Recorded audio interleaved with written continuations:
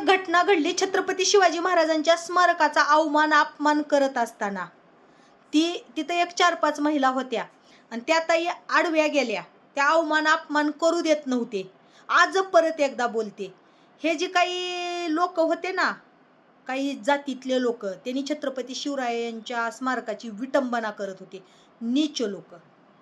आणि त्यावेळेला त्या ताई आडव्या गेल्या, तर त्या ताईचे फोटो पाहिल्यानंतर इतकं वाईट वाटलं की अरे, आज माझ्या राजाचं संरक्षण करत असताना एका महिलेच्या अंगावरच्या कपड्याच्या चिंदाड्या केल्या, त्या महिलेच्या आबरूच्या चिंदाड्या उडवल्या. पण खरंच मानलं त्या ताईला, अरे तिनं माझ्या राजाच्या स्मारकाला हात नाही कुणाला लावू दिला. तिनं स्वतःचं जी आबरू आहे, स्वतःची इज्जत आहे, त्याचा पण तिनं विचार नाही केलेला. भर रस्त्यात तिचे कपडे फाडले गेले, पण तिनं माझ्या राजाच्या स्मारकाला हात नाही लागू दिला. ह्याला म्हणतात खरी शिवकन्या, आणि ह्याला म्हणतात खरं राजावरचं एकनिष्ठपणा. नाहीतर आहेत आमचे काही आत्ताचे टुक्कड गड्डू. अरे तुम्ही पुरुष असून सुद्धा तिथं महिलेच्या ठिकाणी जाऊन आडवं नाही जाऊ शकले, संघर्ष नाही करू शकले. एक महिला असून तिनं अंगावरचे कपडे फाडत असताना सुद्धा विचार केला नाही, पण माझ्या राजाच्या स्मारकाची विटंबना नाही होऊ दिलेली तुम्ही फक्त. आणि ही घटना कधी घडली आहे? छत्रपती शिवाजी महाराजांचा जन्मदिवस झाल्यावर, जयंती झाल्यावर दुसऱ्याच दिवशी. अरे लाजा वाटल्या पाहिजे तुम्हाला. मोठे मोठे स्टेज कुठे गेले नेते, पुढारी, आमदार, खासदार, मंत्री? झोपलेत का आता? अरे लाजा विकून खाणारे लोक तुम्ही. ज्या राजानं 18 पगड जातीला घेऊन स्वराज्य निर्माण केलेलं आहे, आणि आज त्या स्वराज्यातल्या महिलांचे कपडे भर रस्त्यात फाडले जातात महाराजांच्या स्मारकाचं संरक्षण करताना.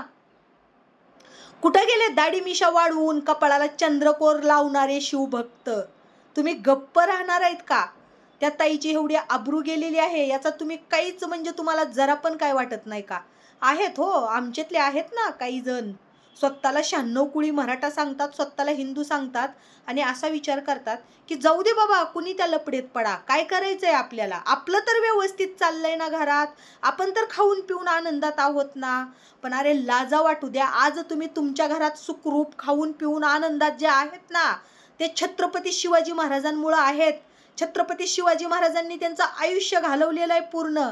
कशासाठी? तुमची पिढीनं पिढी पुढं सुरक्षित राहावी म्हणून. जर छत्रपती शिवाजी महाराज त्यावेळेला मोगलांशी, पोर्तुगीशी कुणाशी लढले नसते ना, तर आज तुमच्या आईला, बहिणीला, बायकोला रस्त्यावर नंग करून उचलून नेलं असतं मोगलांनी. तुम्हाला त्यांच्या चपला चाटावा लागल्या असत्या, तुम्हाला त्यांची गुलामी करावी लागली असती. पण अरे तुम्ही मोठे मोठे जयंत्या करताय रे, पण माझ्या राजाच्या कर्तृत्वाला आणि राजाचे संरक्षण करायला तुम्ही विसरलेत.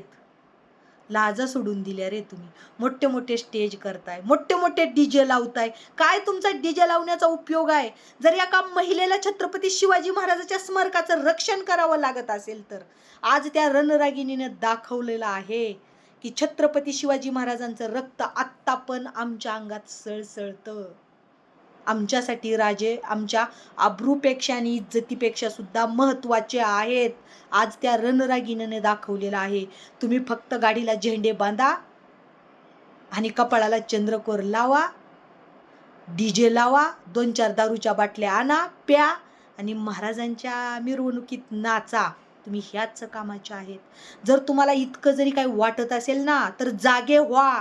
आरक्षणाची लढाई जशी आपण सगळ्यांनी मिळून लढली ना, तर त्या ताईची गेलेली जी इज्जत आहे, त्या ताईची इज्जत नाही गेलेली, पण त्या ताईचा संघर्ष ही महाराजांसाठी होता.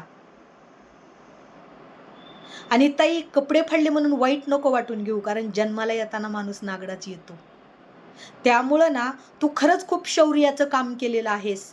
पण मी माझ्या महाराष्ट्रातले जी मराठा आहेत, स्वतःला मावळे म्हणतात, शिवभक्त म्हणतात ना, त्यांना एकच सांगते, तुमच्यात इतकी जरी काही थोडीशी काही वाटत असेल तुम्हाला, तुम्ही जर महाराष्ट्रातल्या नाही आपल्या भारतातल्या महिलांना किंवा सगळ्या परस्त्रींना छत्रपती शिवरायांसारखी बहीण मानत असाल, आई मानत असाल, तर आज त्या ताईच्या आबरूसाठी तुम्हाला रस्त्यावर उतरावं लागेल.